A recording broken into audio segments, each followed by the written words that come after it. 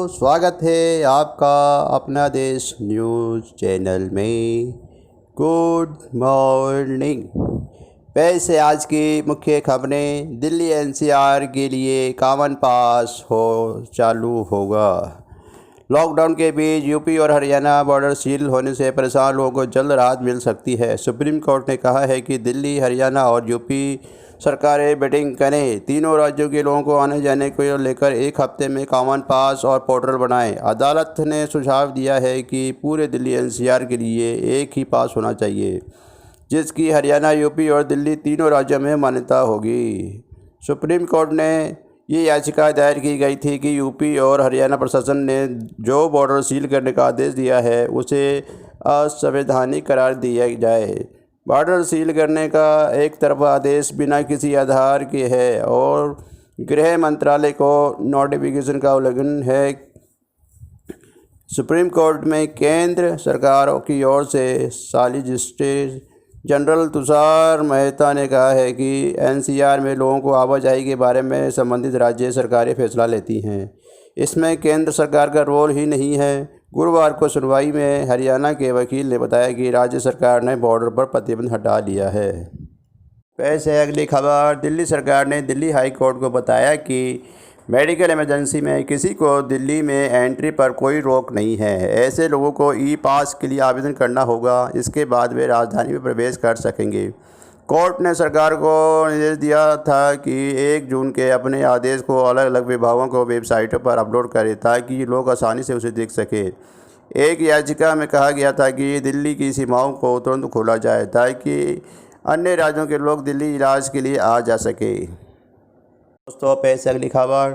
Supreme court ने गुरुवार को कहा है कि एक तरफ तो आरबीआई ने लॉकडाउन के दौरान ईएमआई में 6 महीने की छूट देने की घोषणा की थी, दूसरी तरफ लोगों से इस अवधि का ब्याज भी मांगा जा रहा है। यह बेहद गंभीर मसला है। सुप्रीम कोर्ट में अर्जी दाखिल ईएमआई में छूट की अवधि के दौरान ब्याज में राहत देने की मांग की गई थी।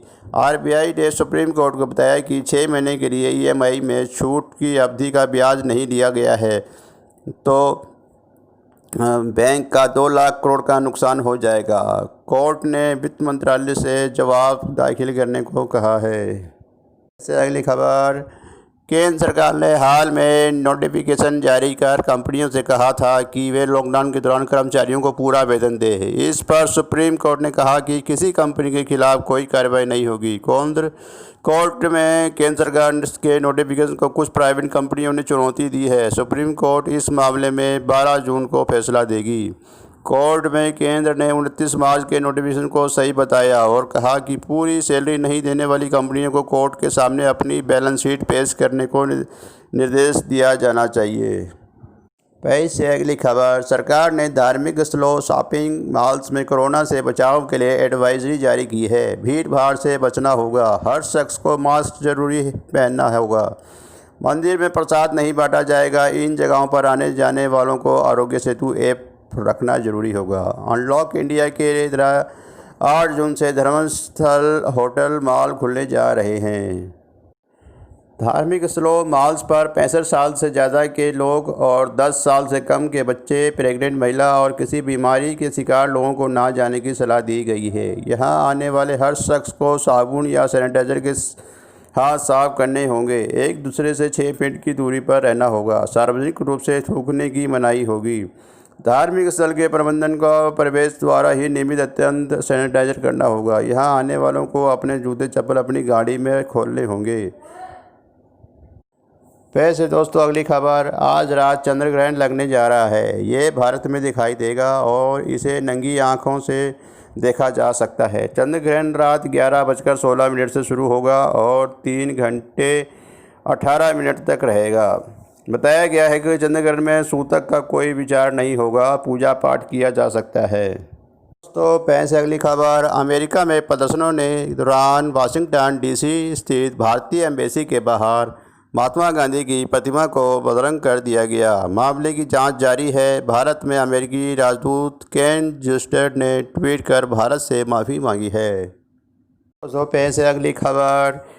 स्वास्थ्य विभाग ने एक आदेश जारी कर कहा है कि एसिम्प्टोमेटिक और हल्के लक्षण वाले मरीजों को होम आइसोलेशन के इलाज संभव है। ऐसे मरीजों को अस्पताल में एडमिशन के 24 घंटे के भीतर डिस्चार्ज कर दिया जाना चाहिए। आदेश में यह भी कहा गया है कि जिन मरीजों में घर में होम आइसोलेशन की व्यवस्था नहीं है उनको Covid care centre, Covid hospital centre में भी भेजा जा सकता है। यह भी कहा गया है कि संदिग्ध मरीजों को अलग वार्ड में रखा जाए और उन्हें कोरोना मरीजों के लिए तय किए गए आइसोलेशन बेड में सीधे एडमिट ना किया जाए। दोस्तों, पेश है अगली खबर। नॉर्थ ईस्ट दिल्ली दंगों के दौरान गोकुलपुर एरिया में 25 फरवरी को रात 125 मेंबरों का एक व्हाट्सएप ग्रुप बनाया गया था। क्राइम ब्रांच ने कोर्ट में गुरुवार को 2 सगे भाइयों आमिर अली और हासिम अली मर्डर की चार्जशीट में ये खुलासा किया है।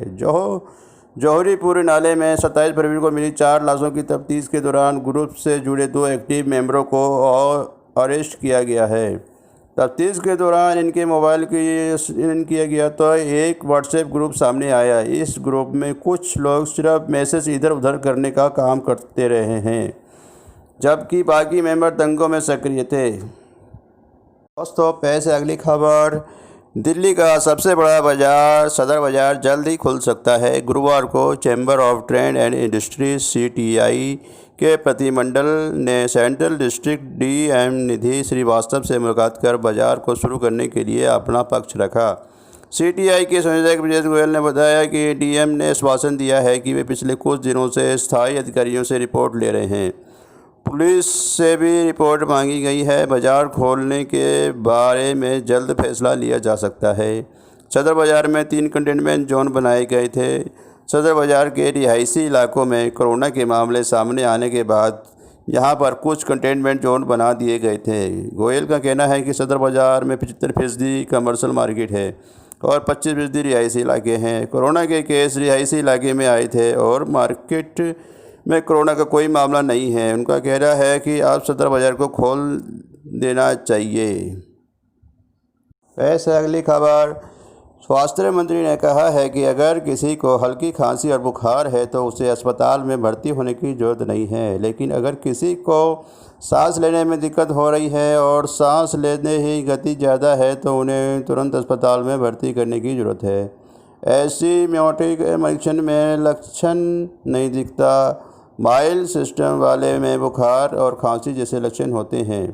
एसिम्प्टोमेटिक मरीजों का होम आइसोलेशन में इलाज संभव है। कई हज़ार लोग अभी घर पर इलाज ले रहे हैं और ठीक भी हो रहे हैं, जिसमें मॉडरेट सिस्टम या सीवियर सिस्टम होते हैं। उन्हें अस्पताल में भर्ती करना ज़रूरी है। वैसे अगली खबर। दिल्ली हाई कोर्ट ने दिल्ली सरकार को निर्देश दिया है कि वे यहां साप्ताहिक बाज़ारों को फिर शुरू किए जाने के लिए बाज़ारों में रेहड़ी पटरी लगाकर अपना गुजारा करने वालों के लिए आर्थिक मदद की मांग से जुड़े उनके प्रतिवेदन पर जल्द से जल्द फैसला लें। याचिका में इन बाज़ारों में बंद रहने से 3 लाख लोगों से ज़्यादा लोगों को सामने रोजी रोटी का संकट पैदा हो गया है। चीफ जस्टिस DN पटेल और जस्टिस प्रतीक जिलाल ने बेंच में साप्ताहिक पटरी बाजार एसोसिएशन की याचिका को निपटारा करते हुए ये आदेश दिया। दोस्तों, पैसे अगली खबर। आम लोगों की नज़र में भले ही मेट्रो या DTC की बसें दिल्ली की लाइफलाइन हो, लेकिन लाखों यात्री ऐसे भी हैं जो लोकल पैसेंजर ट्रेनों के जरिए दिल्ली और NCR के अलग अलग इलाकों में रोज़ अपने काम पर आते जाते हैं। इन लोगों को आजकल भारी परेशानियों का सामना करना पड़ रहा है।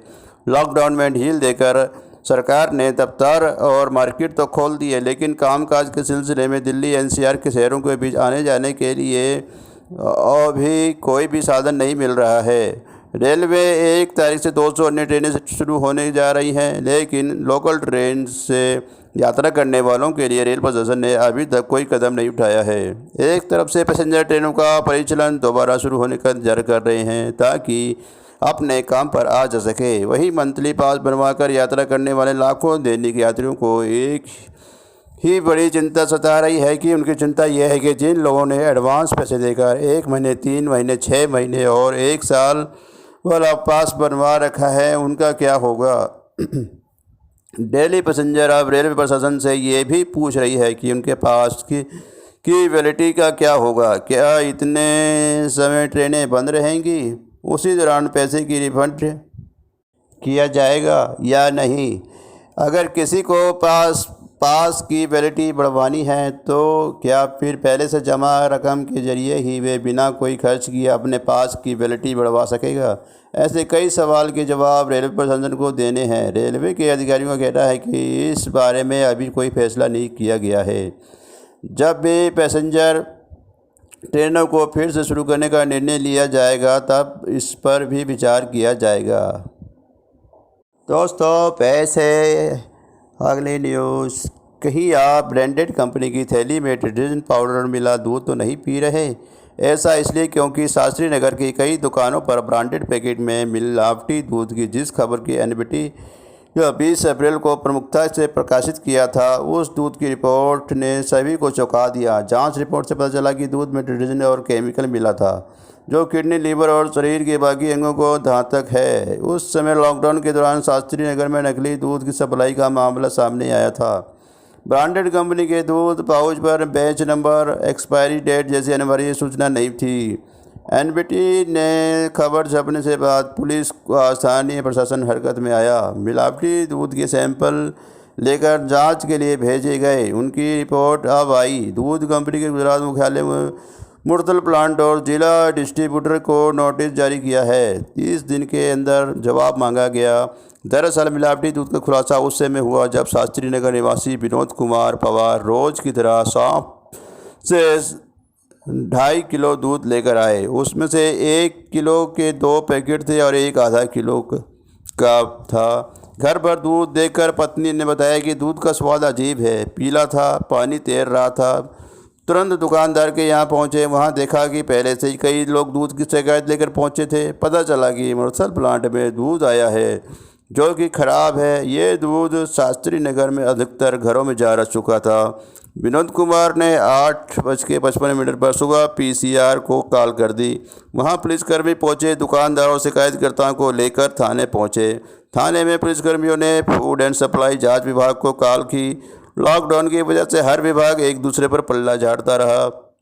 दोपहर में करीब 1:40 बजे एसडीएम से संपर्क हो सका। उन्होंने सैंपल भरने वाली टीम को दुकान पर भेजा। दोस्तों, पैसे अगली खबर। अभी माहौल पूरी तरह से सुरक्षित नहीं है और ना ही कोरोना की कोई कारगर दवा बन पाई है। ऐसे में जब तक वैक्सीन नहीं बन जाती, हालात काबू में नहीं आते, तब तक स्कूल ना खोले जाएं। इस मांग के साथ कई पेरेंट्स स्कूल खुलने के विरोध में ऑनलाइन पिटीशन साइन कर रहे हैं। तो कई पेरेंट्स ने विरोध में बताया कि ये भी माना जा रहा है कि बच्चे कोरोना को लेकर संवेदनशील हैं और इसके लिए उनकी सुरक्षा ज़रूरी है। वहीं दूसरी ओर दुनिया के तमाम देशों में सोशल डिस्टेंसिंग के नए नियम के साथ स्कूल खोल दिए गए हैं। ऐसे में ये सवाल लाजमी है कि हमारे देश में स्कूल नहीं खोलने की मांग करने वाले सही हैं या विदेश में स्कूल खोलने वाले। तो पैसे अब कोरोना अपडेट। दिल्ली में पिछले 24 घंटे में कोरोना के 1359 नए मरीज की पुष्टि हुई है। कुल मरीजों की संख्या 25,004 हो गई है। इस दौरान कुल 356 मरीज रिकवर हुए हैं और कुल 9,898 मरीज अब तक ठीक हो चुके हैं। पिछले 24 घंटे में 22 मरीजों की मौत हुई है और कुछ 44 मौत की पुष्टि की गई है। अन्य 22 मौतें मई में अलग अलग तारीखों को हुई जिनकी अब पुष्टि की गई। कुल मौतों की संख्या 650 तक पहुंच गई है। दोस्तों, पैसे अगली खबर। दिल्ली में इस बार मानसून के दौरान सामान्य से अधिक बारिश हो सकती है। 27 जून के आसपास मानसून दस्तक भी दे सकता है। ज़्यादा बारिश शुरू जुलाई में होगी। स्काईमेट के महेश पलावत के अनुसार मानसून इस बार सामान्य रहने की अधिक संभावना है, हालांकि इसकी तीव्रता अधिक होगी। दिल्ली में मानसून के दौरान इस बार कम अंतराल में अधिक बारिश होने की संभावना है। इसकी वजह से दिल्ली वालों को जल भराव की समस्या से अधिक जूझना पड़ सकता है। पिछले साल भी मानसून सामान्य से रहा था, लेकिन मानसून की तीव्रता अधिक रही थी।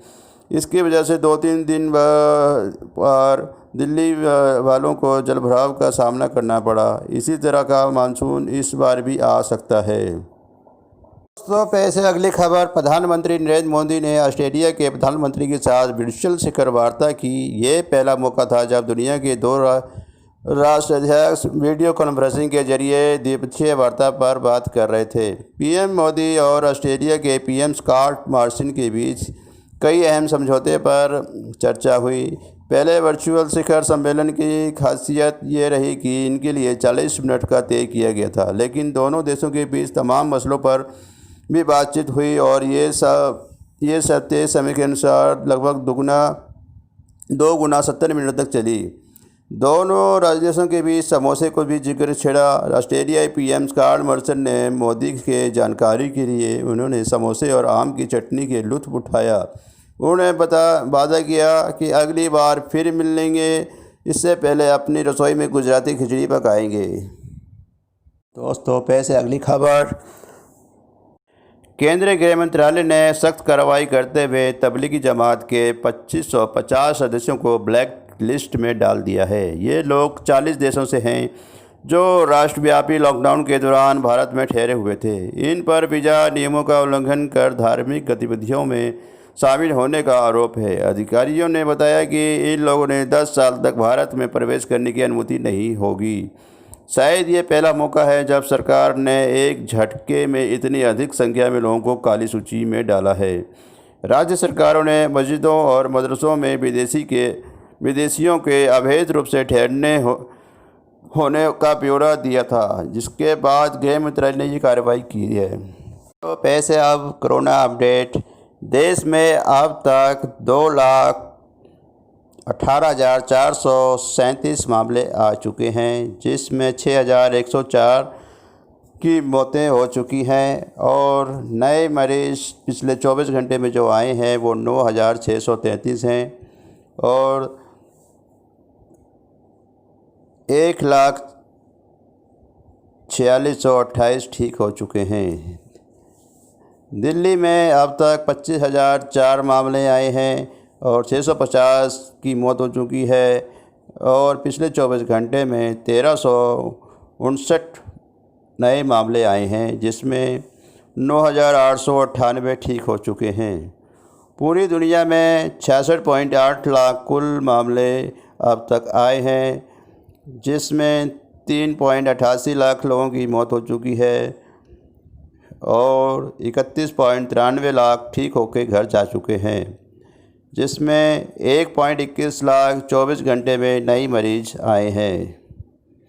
दोस्तों, पेश है अब न्यूज़ के लास्ट में आज की कविता।